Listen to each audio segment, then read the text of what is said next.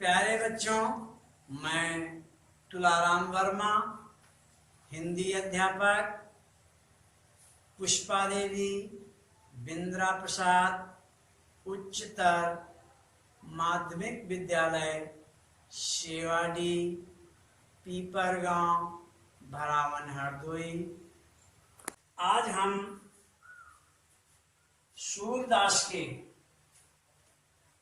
अगले पद की व्याख्या पढ़ेंगे। तो अगला पद है हमारा ऊधो मन न भये 10-20। ये उस समय का वर्णन है जब ऊधो जी मथुरा से गोकुल आते हैं और गोपिकाओं से योग करने को कहते हैं, और जवाब में गोपिकाएं अपनी असमर्थता व्यक्त करते हुए कहती हैं। तो क्या कहती हैं? व्याख्या। गोपिकाएं कहती हैं, ऊधो मन न भये 10-20। हे उद्धव, हमारे पास 10-20 मन नहीं है। हमारे पास भी अन्य लोगों की भांति एक ही मन है। कि हे उद्धव, हमारे पास 10-20 मन नहीं है। जैसा अन्य लोगों के पास एक मन होता है, उसी प्रकार से मेरे पास भी एक ही मन है। तो क्या कहती हैं? एक हुतो सो गयो श्याम संग को अवराधे ईश। एक ही मन था जो श्याम सुंदर के साथ मथुरा चला गया। अब मैं किस मन से, जब हमारे पास मन ही नहीं है, तो हम किस ईश्वर की आराधना कर सकते हैं? तो ये असमर्थता जो है गोपिकाएं ऊधो से बताती हैं। और क्या बताती हैं? आगे कहती हैं, इंद्रिय शिथिल भाई के शोभिन। क्या कहती हैं? ज्यों देही बिन शीश। हमारी सारी इंद्रियां उस प्रकार से निष्क्रिय हो गई हैं। हमारी सारी इंद्रियां उस प्रकार से निष्क्रिय हो गई हैं जिस प्रकार से बिना सिर के शरीर रह जाता है। हमारी इंद्रियां कितनी होती है? हमारे 10 इंद्रियों को बताया गया है। 5 इंद्रियां 2 प्रकार की होती हैं। एक ज्ञान इंद्रिय होती है और दूसरी कर्म इंद्रियां। तो 5 हमारी ज्ञान इंद्रियां हैं। उनके बारे में जान लेते हैं कि हमारी 5 कौन सी ज्ञान इंद्रियां हैं। तो हमारी 5 ज्ञान इंद्रियां कौन हैं? हमारी 5 ज्ञान इंद्रियां हैं नासिका, जीभ, त्वचा, नेत्र,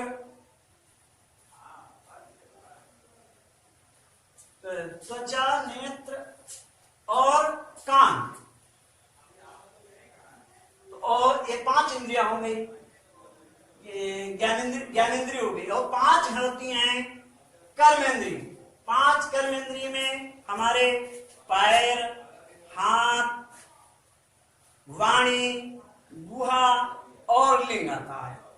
तो ये बात बताती है कि हमारी सारी इंद्रियां, हमारी 10 की 10 इंद्रियां जो है बिल्कुल बेकार हो गई हैं। उसी प्रकार से, जिस प्रकार से हमारा जो है सर अगर शरीर से अलग कर दिया जाए, यानी कि हम श्री कृष्ण के वियोग में बिल्कुल मृत प्राय हो गए हैं।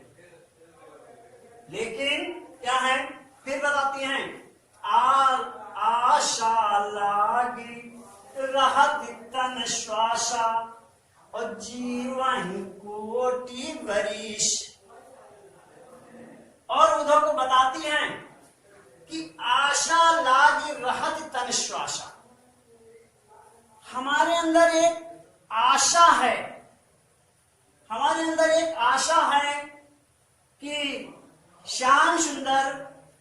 मथुरा से एक न एक दिन अवश्य आएंगे।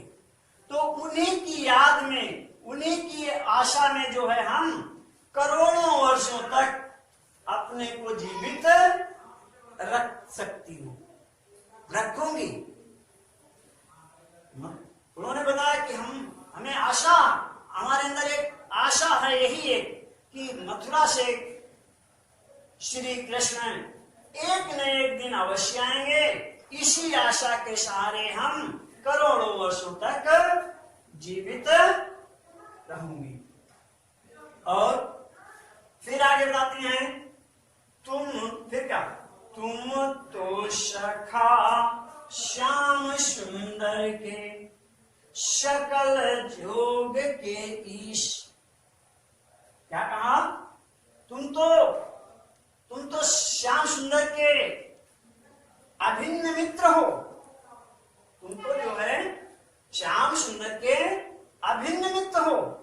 तुम तो हर प्रकार के योग और नियम को अच्छी प्रकार से जानते हो। योग का मतलब होता है मिलन करा देना। तो तुम तो जो है श्याम सुंदर के अभिन्न मित्र हो और तुम तो हर प्रकार से जो है ईश्वर का मिलन करा सकते हो। तो लेकिन हमारे लिए तो केवल एक ही ईश्वर है, हमारे लिए तो एक ही केवल परमात्मा है। क्या कहती हैं गोपिकाएं, शूर हमारे नंदन बिनु और नहीं जगदीश। तो सूरदास जी कहती, गोपिकाएं कह रही हैं, हमारे तो परमात्मा केवल नंद के पुत्र श्री कृष्ण ही हैं और कोई हमारे लिए कोई दूसरा आराध्य देव नहीं है। तो इस प्रकार से जो है गोपिकाएं उद्धव को अपनी असमर्थता व्यक्त करते हुए बता रही कि हमारी ये जो है, हमारे लिए तो परमात्मा, हमारे लिए तो आराध्य देव केवल न श्री कृष्ण है और कोई दूसरा हमारा कोई आराध्य नहीं है। इसके बाद जो है इसका काव्य सौंदर्य हम लिखते हैं। काव्य सौंदर्य नंबर 1, इसमें गोपिकाओं के विरह और श्री कृष्ण की प्रेम की मार्मिक अभिव्यंजना की गई है। भाषा ब्रज भाषा सरस है, छंद गेय पद है, शैली मुक्तक है और तुम तो सखा श्याम सुंदर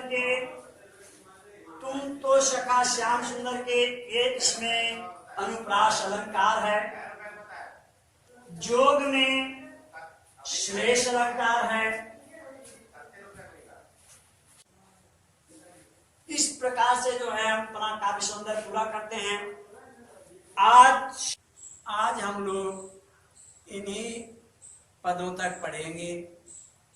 शेष पद अगले भाग में पढ़ेंगे। धन्यवाद।